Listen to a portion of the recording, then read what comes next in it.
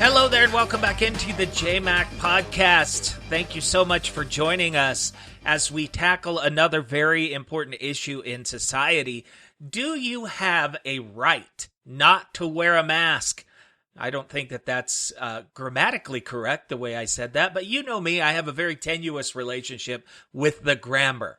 The reason I have to ask this question is because there are those who continue to state that they have some type of personal liberty or constitutional right not to wear a mask. Is that true?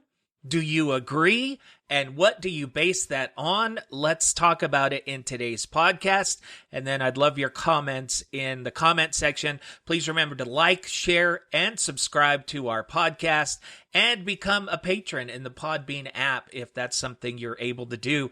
$1 a month is something that you can donate as we crowdsource this podcast. We'd love a little bit more than that if possible, but every little bit will make a huge difference. So let's dive into it. Why are we asking the question today about whether or not you have a right not to wear a mask? Well, it's for several reasons. The first is the news story in the Salt Lake Tribune that says Utah Governor Gary Herbert could issue a new statewide edict on face coverings to fight COVID-19 as early as Wednesday after meeting on the issue with top legislative leaders. So he is getting ready to follow the lead of Texas and California and other states and actually mandate that you wear a mask when you're out in public around other people.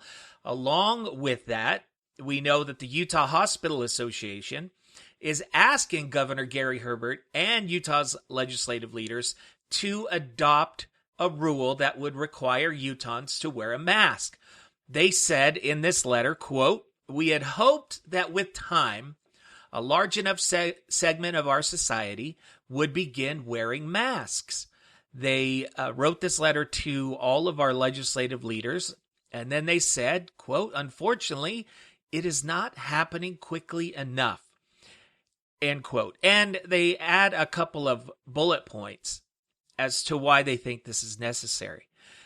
Bullet point number 1, a report from the chief economist at Goldman Sachs, which states the positive correlation between 90% of citizens wearing masks and the reduction of infection is beyond question. Bullet point number 2, a recent similar request from the Salt Lake Chamber of Commerce, which more than 100 businesses supported, a recent study of antibody tests from the University of Utah's HERO project, which the association states means that we are a long, long way from herd immunity. And fourth, Texas Governor Greg Abbott's order last week that all Texans wear face masks in the face of the dramatic increase in Texas infection rates. So I figure if the governor of the great state of Utah is going to issue an edict on face coverings, we ought to have the discussion about whether or not he has the right to do so. Can a governor of a state make you wear a face mask? Now, we've all seen the videos on YouTube, maybe you have, I've seen them, and on the news where people are in stores and they're saying, I have a constitutional right not to wear a mask, or they get mad at their state and they say, this is part of my personal liberties. In fact, when I was running for Congress, this came up in our first congressional debate. And my 3 opponents all said that they had a personal liberty not to wear a mask and that this violates their rights to mandate that they wear a mask. And I'm just sitting here wondering, where do they get this idea? And maybe you can put this in the comments. Where do they get the idea that they have a personal liberty to not wear a mask? I think some people think that the Constitution gives and grants all of these rights, and the truth is that it doesn't. In fact, the Bill of Rights was never designed to be a description of rights. The Constitution itself is a restriction on the authority of the federal government. And yes, there are a few rights that are specifically mentioned in the Bill of Rights. So in the First Amendment, you have the right to assemble, the right to free speech, You have the right to gather, to protest, all of those things. But the question is, do you have a right to not wear a mask? And the answer, my friends, whether you like it or not, the answer is absolutely not. You do not have a personal liberty that is being violated when a state requires you to wear a mask. Now, this is an important discussion to have, because understanding our Constitution and understanding our rights, it's critical. And we shouldn't go around threatening other people's health, believing that our personal liberties are being violated, when that is simply not the case. Now, there's two situations here. The first is when a business requires you to wear a mask. And there's lots of people on YouTube yelling and screaming and crying and complaining that they have to wear a mask in a business. Businesses can require this. They've always been able to do it. You all remember the signs that say no shirt, no shoes, no service. This is something that a private business can do and can mandate. That's just not even in question. So then we have to move on to whether or not you have to wear a mask if you're out in public. And in order to really understand the constitutionality of this, we have to go to the 10th Amendment. One of my favorite amendments, by the way. And it says that anything not mentioned in the Constitution, any authority or anything not specifically mentioned in the Constitution, is reserved for the states. And because nothing close to what you wear is mentioned anywhere in the Constitution, then you can't claim a constitutional protection. And many people don't realize that states can and do implement things that appear to be a violation of personal liberties all the time. And they're perfectly within their legal standing to do so. And I could go through a very long list of what those things are. I mean, everything from not being able to speed in your car, to not being able to take certain drugs, to having to wear clothing.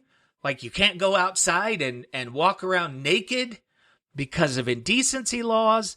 I mean, it just goes on and on and on. If you look at the laws passed by the state, there are thousands of things that we are told we cannot do.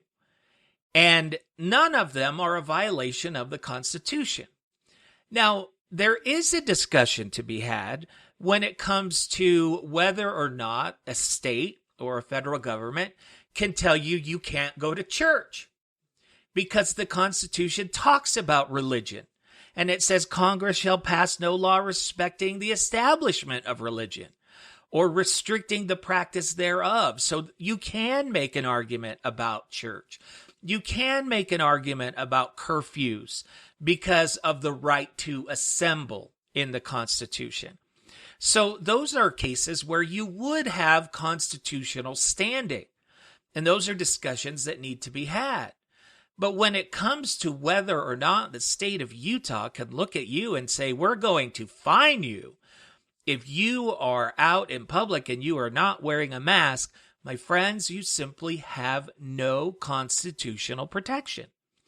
And when you have no constitutional protection, that is a personal liberty that the state has every lawful authority to take from you or to mandate on you. And they do it all the time.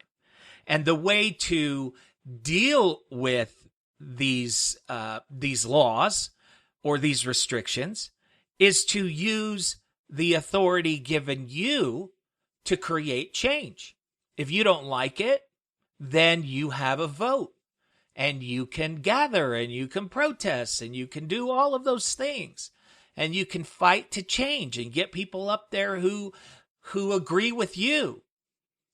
But in the meantime, we ought to be a law-abiding group of citizens.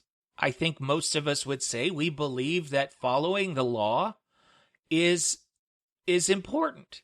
and that we shouldn't just pick and choose where and how we do that, especially when following this law is going to determine in a small degree who lives and who dies. So if you think that you have a constitutional right not to wear a mask, I'd love you to show me where. I'm open to look at it. I'd love you to show me where in the Constitution that you are granted that personal liberty. If you can't show it to me in the Constitution, then the 10th Amendment kicks in. And that leaves the authority to the states. Now, it could be that there's something in the Utah State Constitution that I'm missing, and I'd love you to point that out, or something in Utah State statutes already in law that I'm missing that could be construed as restricting the state of Utah from being able to do this. And I'm open to all of that. And if you want to share that, I would love it. And I'll come back on and we'll do another podcast and we'll expand and reflect on that new information. But in the meantime, please understand the Constitution and your constitutional rights. And please do not go out and claim that you have a personal liberty not to wear a mask unless you can hold up the document and show me where it is. And I would just continue my own request that you, beyond any legal reasoning, that you wear a mask just because it's the right thing to do. And yes, it is a little bit of an inconvenience. But when we're talking about people possibly dying as a result of your choices and your decisions, I would think that, love your neighbor ought to kick in, and, caring for the needy and the poor and the afflicted and all of those things that we believe as a society should kick in here somewhere, even if we did feel that it was a violation of our rights. That's where I stand personally on the issue. Please be sure to like, share, and subscribe to this podcast. Become a patron in the Podbean app. Help us bring these podcasts to you every single day. And remember, more fearless honesty coming your way very soon.